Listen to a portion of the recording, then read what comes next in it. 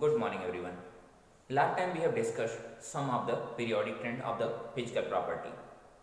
We are going to see some of the exceptions in those of the trends, especially the case of gallium with respect to the aluminum. When you will see the ionization enthalpy and the metric property of the gallium, you will find that the system is not following the trend, neither in the case of the radius. So when you will see the radius of boron is smaller than the radius of aluminum, and radius of gallium is smaller than the radius of aluminum. Normally the trend should be boron, then aluminum, and then gallium, etc. But the same sequence is not followed by the elements. Why? Actually, what happens in the case of aluminum, the electronic configuration will be like this: 2 electron in the first shell, like 1s2, 2s2, 2p6, 3s2 and 3p1 like condition. That means 283 configuration. But when you will see the condition of gallium, here it is the first cell, second cell, third cell and fourth cell. The first cell have 2 electrons, the next cell have 8 electrons, next one have 8 electrons, and then 4s2. But after the 4s2, it's not the 4p, it's 3d which comes first. Electron 3p में ना जाके 3d में आ जाते हैं, तो क्या होगा? When the electron will enter in this 3d, then for these of the electrons, the number of shielding effects becomes only 2.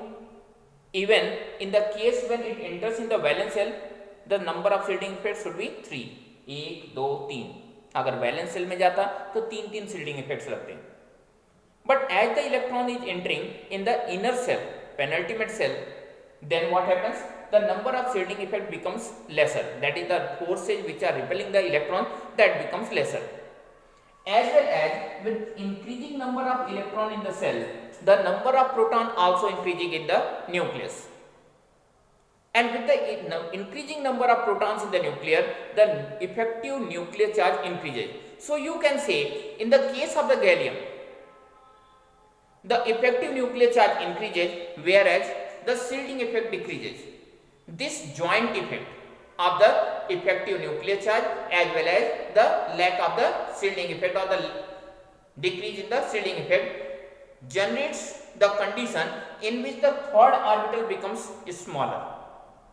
And because of the smaller third orbital, the fourth orbital also decreases their radius. In the case of gallium, that decrease becomes this much, that the size of gallium becomes just lesser than the size of the aluminum, and whatever the anamolous property is shown by the gallium is due to the same reason. That means the greater effective nuclear charge and weaker shielding effect. And this is not in the case of the gallium only. This is in the case of all of those of the element in which the 3d subcell is introduced, in which the electron starts entering in the inner d subcell, or in which the electron starts entering in the anti-penultimate cell, that means n-2 cell. And this is the region of the irregular trend of the periodic property. Now we are going to see some of the chemical property or trend in the chemical property, especially the valency and oxidation state. How the valency and oxidation state vary in the case of group as well as in the case of the period. So here we are starting with the valency. What is the valency? Valency means the capacity to make the bond. How many bond a system is going to prepare, that is called the valency. Then what will be the valency of any system? That will be the valence electron or 8 minus valence electron. This is the general trend to find the valency of the system. That means the number of electron needed to complete the octet, or the number of electron which is needed to lose to get the inert gas configuration. That is called the valency under general condition. So when you will see the group, that means when we move from top to bottom, here we are taking lithium, sodium, potassium, rubidium, cesium, and the next one, that is francium. Francium is a radioactive material, so we are not going to discuss about that. So when you will see these are the elements, what is the valence shell configuration? The valence shell configuration is ns1. That means only one electron in the valence shell. When you will see the second group, only two electrons in the valence shell of all the group members. That means the group members have the same number of electrons in their valence shell, and as a result, moving in a group, the valency remains same. So group remains same. But what's about the period? Surely in the period the number of electrons are increasing, the valence shell electrons are increasing. The first one have electronic configuration 1s1, next one 1s2, next one 1s2, 2p1, 1s2, 2p2, 1s2, 2p3. That means the number of electrons are varying in the valence shell. Surely the valency will also vary. And if valency will vary, how the valency will vary? The valency will vary from 1 to 4 and then 4 to 1. This is the general trend of the valency. Even the lower members show different valencies, because the lower members have the greater metallic property than the non-metallic property. But in the upper members, this is the trend. In the lower member, they show the metallic property, so they show the different valencies. The same trend will be followed in the case of the oxidation state. The same number will be the number of the oxidation state. The first four members, that is the lithium, beryllium, boron and carbon, will show the positive oxidation state. The carbon can show positive as well as negative, and the remaining one will show the negative oxidation state. When we talk about the positive and negative oxidation state, that depends on the attachment. What type of attachment is there? They will also suggest that what will be the oxidation number. If the electronegative element is attached with the even more electronegative element, that will also show the positive oxidation state. So this is the general oxidation state whatever the systems are showing, and this is the general valency whatever the system are showing. And finally, we are going to see the anamolous property of second period element.